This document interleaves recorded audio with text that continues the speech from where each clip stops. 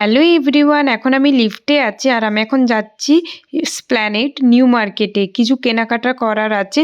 আর এই মেট্রো চলে এসেছে, মেট্রো করে উঠে গিয়েছে আর নিউ মার্কেটে চলে এসেছি।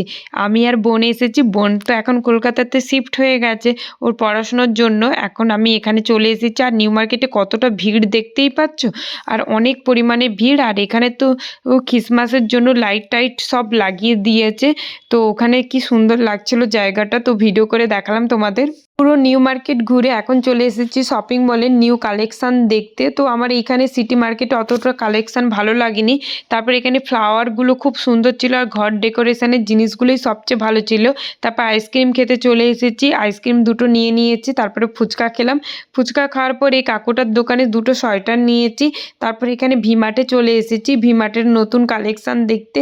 ভিমার্ট থেকে বেরিয়েই খাওয়ার দোকানে চলে এসেছি, এখন খাবো, অর্ডার দিয়েছি। এসেছে হচ্ছে যে ফ্রায়েড রাইস আর চিকেন মাঞ্চুরিয়ান। এটা খাওয়া হয়ে গিয়েছে, এখন যাচ্ছি মেট্রোতে।